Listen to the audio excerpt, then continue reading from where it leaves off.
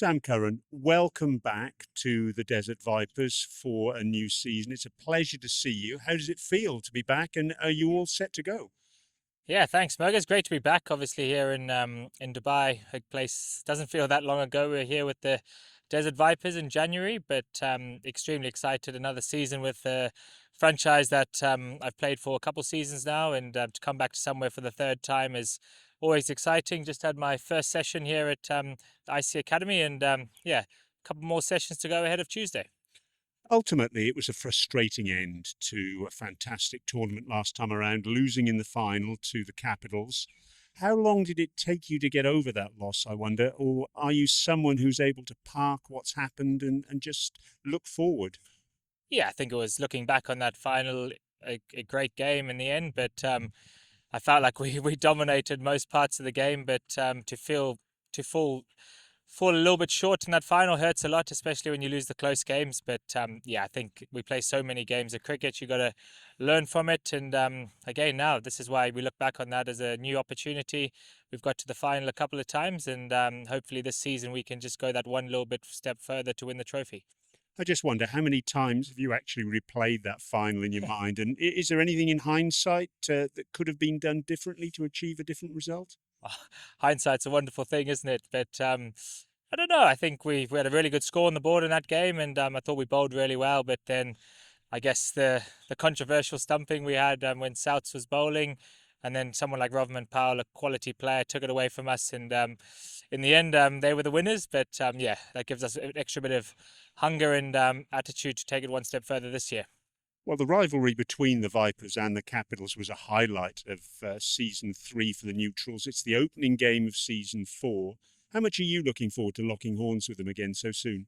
Yeah, it'll be great. I landed yesterday morning, and the first thing I thought was chatted to Fozzie and Moods and stuff. You kind of look ahead to that first game. So to be the opening game of the tournament, I think we played them 4 times last year, didn't we, or something like that? So I guess yeah, quality team and two quality teams starting a season again here in Dubai will be fascinating. And yeah, there'll be a lot of people going into that game not sure how the wickets are going to play, what the teams stack up like. But I think we got a very similar vibe here this season, similar coaching staff and same sort of players with a nice addition. So I'm extremely excited.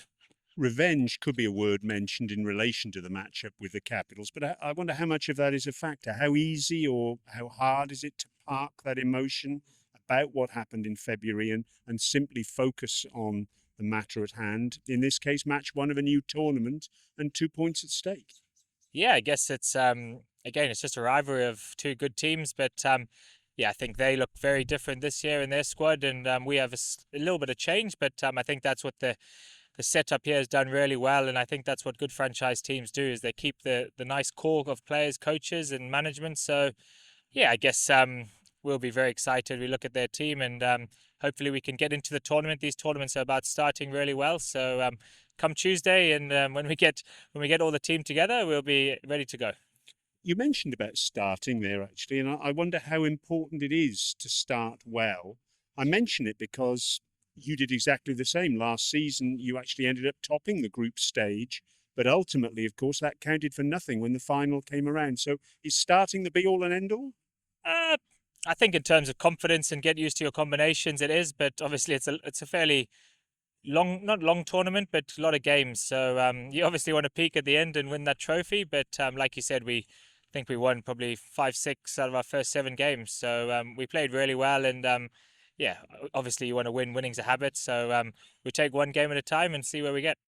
Now, look, you enjoyed the contest with the Capitals, Gulbadine Nabe, last season. The battles you had with him made for great viewing. How much are you looking forward to going up against him again? Yeah, we had some good banter on the field, and yeah, he's a great cricketer. He had a fantastic tournament last season. So yeah, I love getting in the battle with all the players on the in the circuit and stuff, and it's very feisty on the pitch. But yeah, it's all a bit of fun. Nothing overstepping the mark. So yeah, again, hopefully we have a good battle, and I'm sure we'll see a few fun gifts coming out. Well, you were player of the tournament in season three, and you were absolutely superb with bat and ball and in the field as well. But that brings with it a level of expectation that you can do it again in season four, taking up where you left off. How do you put that out of your mind? I wonder, and just focus on the ball coming towards you as a batter, or the ball you're going to bowl as a bowler. Yeah, I think for me it gives me great confidence coming to a tournament like this, where again playing in three of the same grounds we played at last season, where all surfaces are different. So I feel like you get a nice understanding of that, and like I think it's links to the Desert Vipers. You come back to a group and coaching staff that know you. I've just had a nice little bat and a bowl there with coaches like who I know, Azam Mahmood back in the setup this season, which is great. Someone who knows me really well. I think expectations always there, but I think the main thing is the enjoyment factor, which I think the Vipers set up and franchise has done really well. So yeah, I'm excited. Always have those nerves of excitement, but yeah, fantastic season ahead. Hopefully. You captained the side in season 3 when Lockie Ferguson was unavailable through injury. I wonder how much did you enjoy that experience, and is it something you'd like to do again this term if needed? How does that feel? Yeah, it was nice to get the opportunity. Obviously, unfortunately, Lockie went down with an injury, but great to see him back here this season again, captaining us. And yeah, I think I'll step in when I can if needed. And yeah, I think like you said, it's a decently long season with a lot of games. So I think it's going to take a squad effort. The few of the senior players helping the new additions to the group. But all in all, I think it was a great responsibility, something I enjoy. And yeah, like I said, if I'll do it again if needed. You were uh, you were one of only 3 Vipers players actually to play all 13 matches last season, alongside the now departed Alex Hales and Dan Lawrence. Did your ability to back up in that way surprise you at all? Did you ever feel like you wanted or needed a break? Not necessarily. I'm a man who who loves playing and loves being on the field, but I think it helped last season. We were playing so well. We obviously were quite smart with how much we trained and things like that. But yeah, it's a tournament that the games come really quick as well. So, and that links back to my point about trying to win a couple at the start because they keep coming, and before you know it, the tournament's done. So yeah, I'd hopefully again be sitting here with you next year and say I've played all 13. So let's see how we go. Well, we spoke about captaining the side in season 3 on occasions, but of course you went on and captained Surrey in the T20 Blast in England over the summer. What was that experience like? Yeah, it was great. Obviously a club that I know incredibly well and has done a lot for me. So that was nice, nice responsibility. And we unfortunately got knocked out at the end of the quarterfinals. But yeah, it's a massive club, huge responsibility, and something I really enjoyed. So yeah, exciting times there, and yeah, nice to have a couple of fellow Surrey boys around here as well. Well, from a Surrey point of view, I'm wondering how you'd regard the summer, because, of course, as you mentioned, you reached the Blast quarter-finals before falling to an incredible innings by Ravi Bopara against Northamptonshire. And you finished as runners-up in the county championship to Nottinghamshire, who denied Surrey a 4th consecutive title. Where would you put the season as a whole for Surrey? Yeah, I think it's a club that's we've won three championships in a row. So going for the fourth was always going to be a challenge, and we fell at that final hurdle, like you said. I think there are a lot of teams that want us and want the badge of kind of beating us and things like that. So we do have to keep improving, keep getting better. So I think you can say a little bit of a wake up call for the group in terms of keep getting better, keep improving, because all the counties are so strong and everyone wants to win the championship. So congrats to Notts. And yeah, T20, I thought we did really well. Topped the group stage similar to the Vipers here and just fell at that final hurdle. And Ravi played an incredible knock in that quarterfinal. So yeah, it was frustrating, but again, that's why we love the game. So many ups and downs, and we keep trying to get better. Wake up, sun's shining, go again. And what about the 100? A third title in 3 years with the Oval Invincibles. Tell us about that. Yeah, that was probably the highlight of the summer for me, to be honest. It was incredibly special to do the 3 trophies in a row. It's a team that's been incredibly close and done really well. It kept the same core over 3 years and nicely linked to the Vipers, actually. You got Tom Moody, who was our coach, Daz Vaness, who's does the strength and conditioning there as well. So, yeah, it's a great setup and yeah, a little bit of change coming in the 100 next season, which will be, I guess, exciting for the tournament. But yeah, extremely proud to, I guess, sit here saying we've won 3 trophies there in a row. During that 100 tournament, there was a lot of comment about your slower ball. Some people are calling it a moon ball, some people calling it an ultra slow ball. What do you call it, and how long did it take for you to develop it? Oh, I know there's a lot of chatter about it, but I'm trying to keep my head down because someone's going to whack it now and again. So I guess it's something I just thought about, trying to be creative in terms of playing so much cricket. Guys start to get used to the way you're playing, and bowling, and there's so much technology and footage of the way you play. So I guess it was something I thought, why don't you do something so out of the ordinary in terms of bowl real extra slow, and guys might not face that as much. And saw guys like Dwayne Bravo in the IPL. He had a really good slow ball when he was in his prime. But yeah, I just got to add to my variety and try and keep developing. But yeah, it's a bit of fun. And like I said, Mergers, I won't speak about it too much because they hopefully I'll do it, and I'm sure I'll bring it out a few times in the ILT20. And yeah, just got to pick your players and keep trying to see the fun part of it. Well, I was wondering if it was going to be a factor here in the UAE because the pitches themselves tend to be quite slow here, don't they? Yeah, I think the grounds here are very unique. In Sharjah, a little bit smaller, lower bounce, and then Dubai Stadium's a bit bigger with probably a little bit more bounce, and then Abu Dhabi's probably it's a great place to bat, a great place to play cricket. So I guess I'll try and read the conditions, and the main thing is try and contribute with a few wickets and try and win a few more games. Well, congratulations are in order because at the back end of last summer you were recalled to England's white ball squad. How satisfying was that on the end of your season? Because of course, for a while you were on the outside looking in. Yeah, it was again probably a highlight of the summer. Nice way to finish. Felt like I worked really hard to get back in the group, and yeah, I guess it was really special to go on that recent tour to New Zealand, have the England shirt back on, and try and contribute to winning some games. So yeah, I feel in a nice spot there, and nice to be back in that environment, and hopefully keep pushing my place in the side ahead of, I guess, what's an exciting winter after the Ashes with the T20 World Cup. So that's exciting, but I think no better way for me to just keep improving and keep enjoying my cricket here at the Vipers. Well, I was going to ask you about that. I wonder how easy or how hard it is to forget about the fact that at the end of the DP World ILT20, there's that T20 World Cup to come. Can you simply focus on the tournament here in the UAE, or is it that you do have that World Cup in the back of your mind? No, absolutely. I think I'm a man who probably takes one game at a time. Definitely. I think still a long time away. The guys are obviously in Australia playing in the Ashes, so that's a big focus there. And I guess for me now is just try and keep performing in the ILT20 and take one week at a time, one game at a time. And yeah, I'm sure as those type of things get closer, you might start thinking about it. But for now, I think just one game at a time and keep trying to win some games. What have you been up to since the season finished in England? Are you fully recharged and refreshed for season 4?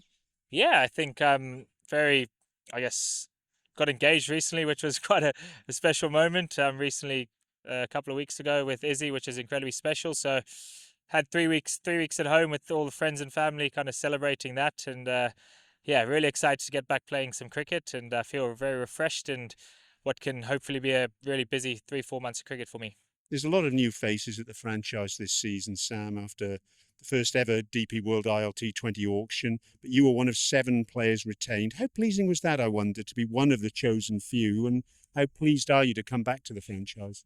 Yeah, really pleased. Like I said, it's a place that I think we've kept a nice core of players that are around. I think naturally coaches don't necessarily have to go into an auction, so we kind of kept the core of our coaching staff, which is really nice. And then, like you said, the 7 players as well. So it does feel a little bit of change in terms of losing a couple of the guys from the start, like Halesey, and obviously a couple like Rutherford. A couple of those guys is big losses for us, but yeah, we've had some really nice additions just off the top of my head. Guys like Noor Ahmed coming into our side, a world-class spinner, and obviously got Payne back as well, another Englishman, which is exciting. I think we've just done really well. It's a great setup, and to be back somewhere, I do think it's a lot easier coming to franchise cricket when you know what the setup's like, and I think it can be a challenge when there's so many new faces. But even today, my first session with the group, feels like the energy's there. Daz is there in the warm up, giving the guys a lot of energy and spark. So yeah, a few more days training here in Dubai, and I think there'll be a lot of excitement ahead of Tuesday.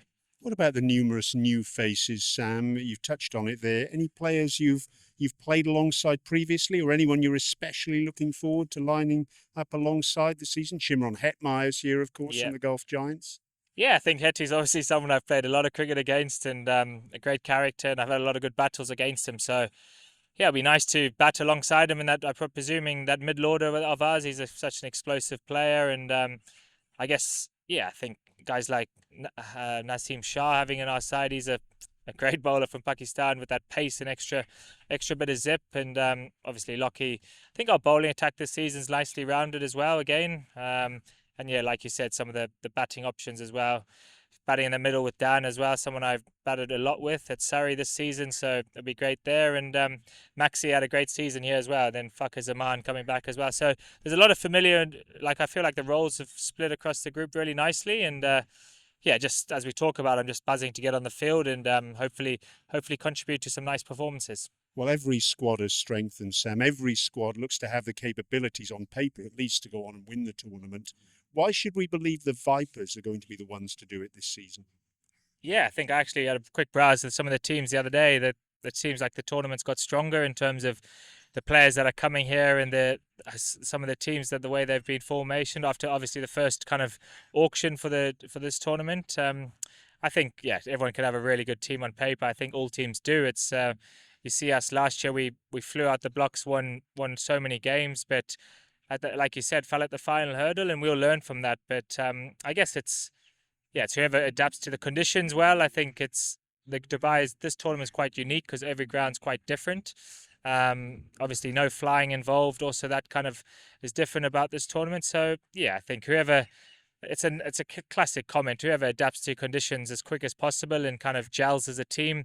I think Fozzie's very big on that gelling as a group and the culture of our setup. So, which is great. So yeah, I think hopefully once we start getting used to our, because I think naturally as players you got to feed off your partner, the bowling at the other end and in the field. So yeah, I guess whoever adapts quickest to this tournament will probably go the furthest. Just finally, Sam, you'll be pleased that the coffee club's back again this season with a partnership with the Raw Coffee Company. So that social element is there as well, isn't it? Yeah, it's great. It was my first morning this morning. Went in there, had a nice little coffee, kind of before training. I think it's a really nice initiative just to get the boys in the team room, get the TV on. Next week the Ashes will be on. I'm sure we're going for the coffee and watch a bit of the cricket and obviously some of the ILT20 as well. So I think having to stay where we do this tournament JA is quite nice. The group's together and so much to do. So yeah, I'm extremely excited for what's ahead. But yeah, most importantly, hopefully, like I said last time, we'll be sitting with the trophy. But I guess hopefully this is the year. Sam, thank you very much indeed for being with us, and we look forward to a successful season in the DP World ILT20. Cheers, mate. Thank you.